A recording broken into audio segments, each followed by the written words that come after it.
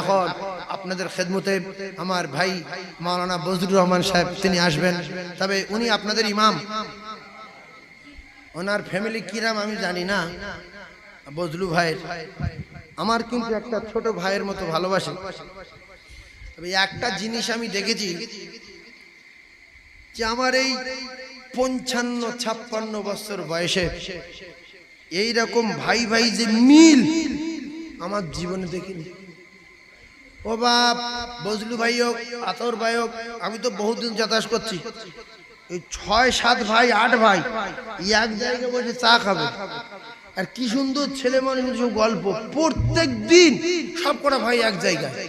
আমি 3বার গিয়েছি, ছোটর ডাক, মেজর ডাক, সেদর ডাক, সানোর ডাক, সব ঝড়ের মতো আসলো।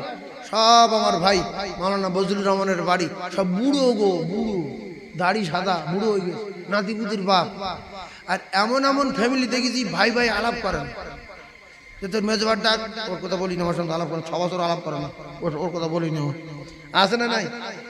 ইস, আমি এইটা দেখে অবাক হয়েছি, কি বংশ এর ভাইয়ের মনে, কি কিচ্ছু হিংসা বলে কিচ্ছু নেই। মানুষ যেটা রসুলুল্লাহর ভিতরে হিংসা বলে কিচ্ছু ছিল না। তাই বজলুবাদ যতবার দেখি, আতাউরবাদ যতবার দেখি, আমার এত ভালো লাগে। এক লাইনে বাড়ি, এক লাইনে, ওইটা বড়বার, ওইটা ছোটবার, ওইটা শের মাওলানা আতাউর, ওইটা আমার ভাই আতাউরের, ওইটা আমার ছোট।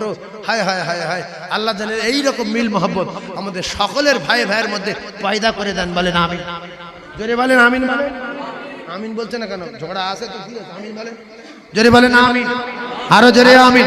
নারে তাকবীর, নারে তাকবীর। জনাব আলা হযরত মাওলানা বজলুর রহমান সাহেব, জনাব আলা হযরত মাওলানা বজলুর রহমান সাহেব, নারে তাকবীর, নারে তাকবীর। কলেমা পড়েন লা ইলাহা, জোরে জোরে জোরে জোরে জোরে, লা ইলাহা ইল্লাল্লাহ